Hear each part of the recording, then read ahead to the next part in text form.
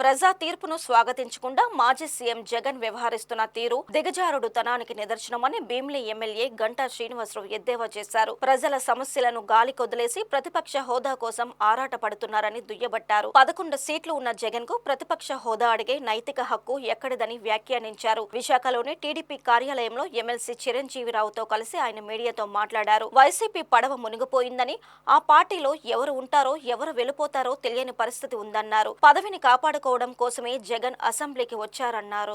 ఈ రోజు ఆయన ఎలా అడుగుతాడో ఒక్కసారి మనం ఆయన మాట కూడా ఒకసారి విన్నాం. జస్ట్ మీకు వినిపించడం కోసం కూడా ఇది పెట్టడం జరిగింది. జగన్మోహన్ రెడ్డి అనే వ్యక్తి ముఖ్యమంత్రిగా ఇటువైపు ఉన్నాడు, మంచి స్పీకర్ గా మీరు అటువైపు మిమ్మల్ని దేవుడు దయతో నేను కూర్చోబెట్టగలిగాను. ఇంకా మనం ఎలా చేస్తాము అన్న దానికి మనం ఎగ్జాంపుల్ ఇస్తూ ఈ మొట్టమొదటి సమావేశంలో చెప్పాను.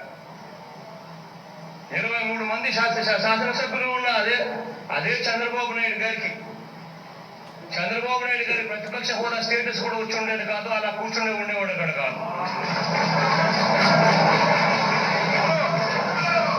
ఎవరయ్యాని తెలియకపోతే తెలుసుకో. వాస్తవాన్ని నేను కదా డోర్ తెరిస్తే నోట్ల నుంచి మాట చెప్పడం లేదు, ఎంతమంది ఖర్చులో ఉండాలని చెప్పి అంటే ఒక మనిషి ఊసరవెల్లాగా ఎలా రంగులు మారుస్తారు, ఎలా అభిప్రాయాలు మారుస్తారో ఒక ముఖ్యమంత్రి హోదాలో ఉండి స్వయంగా ఆయన ఆ రోజు 23 మంది శాసనసభ్యులు ఉండి ఒక ప్రతిపక్ష హోదా ఉంటే మేము కొంతమంది ఎమ్మెల్యేలు తీసుకుంటే నీకు ప్రతిపక్ష హోదా కూడా ఉండదు అని చెప్పి అన్న వ్యక్తి ఈరోజు తగ్గుదమ్మా అని చెప్పి 11 మంది ఎమ్మెల్యేలు ఉంటే ఈరోజు దాని మీద ఆయన మాట్లాడటం ఎంత దెయ్యాలు వేదాలు వచ్చినట్టు అని చెప్పి తెలియజేసుకుంటూ, మరి ఇప్పటికైనా కూడా నేను జగన్మోహన్ రెడ్డికి ఒకటే చెప్తా ఉన్నాను. ఎలక్షన్ ముందు చెప్పాను అది మునుగుతున్న పడవ అని చెప్పాను. ఈరోజు అది పడవ మునిగిపోయింది ఆల్మోస్ట్ ఆల్. చివరికి తనతో పాటు A2గా ఉండి తన అన్నిట్లో కూడా భాగస్వామ్యంగా ఉన్న విజయసాయి రెడ్డి గారు కూడా ఈ మధ్య పార్టీకి ఎంపీ పదవికి రాజీనామా చేసిన నేపథ్యంలో ఈరోజు ఎవరు ఉంటారు, తెల్లారేసరికే ఎవరు వెళ్ళిపోయారో అనే వార్త నాల్సి వస్తుందో తెలియని పరిస్థితిలో ఈరోజు వైఎస్ఆర్సీపీ పార్టీ ఉంది. జిల్లాలు ఈరోజు అక్కడ ఇన్ఛార్జీల దగ్గర నుంచి కూడా ఒక్కొక్కరు ఖాళీ అయిపోయి ఆ పార్టీ నుంచి బయటకు వస్తున్న నేపథ్యం. ఎందుకంటే ఇది పార్టీ యొక్క అధినాయకుడు ఉండే యాటిట్యూడ్ బట్టే. ఎలక్షన్లో గెలుపోవడం సహజం. తెలుగుదేశం పార్టీ కూడా 1-2 సార్లు ఓడిపోయిన తర్వాత కూడా నాయకుడు క్యాడర్ పట్ల, లీడర్ల పట్ల ఎలా ఉండాలి, ఎలా పోరాటం చేయాలి, ఎలా పార్టీని ముందుకు తీసుకెళ్ళడానికి ఒక పద్ధతి ఉంటుంది. మరి ఇక్కడ జగన్మోహన్ రెడ్డి గారికి అటువంటి ఏమి లేవు. అంతా A to Z ఆయనే, సర్వం ఆయనే. నా వల్లే పార్టీ గెలుస్తుంది, నేను కుక్కను పెట్టినా గెలుస్తారని చెప్పని అభిప్రాయం ఉన్న వ్యక్తి. అలాంటి వ్యక్తికి ఈరోజు మొన్న ఎలక్షన్లో దెమ్మ తిరిగింది.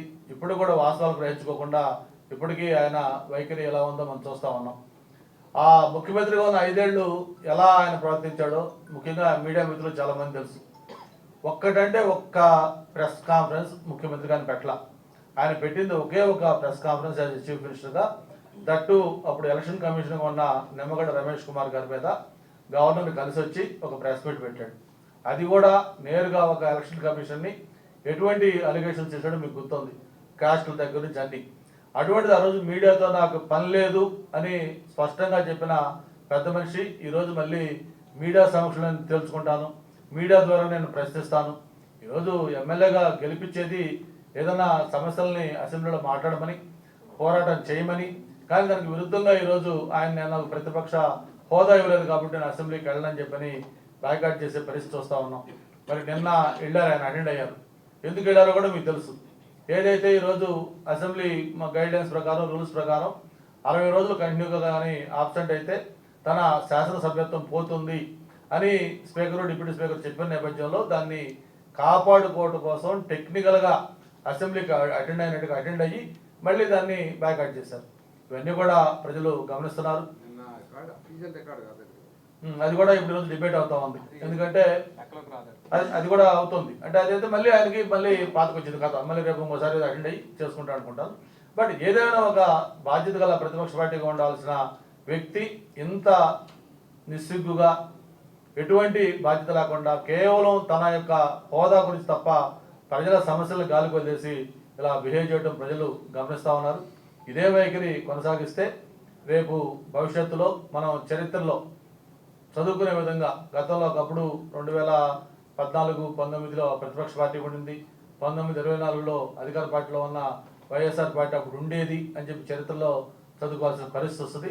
ఈ పార్టీ చరిత్రలో కనుమరుగవడం కూడా ఖాయమవుతుందని చెప్పిన కూడా మరొకసారి తెలియజేసుకుంటూ ఈ జరిగే ఎన్నికల్లో ఉమ్మడి అభ్యర్థిగా రఘువరనాథ్ గెలిపించవలసిందిగా రిక్వెస్ట్ చేస్తా ఉన్నాం.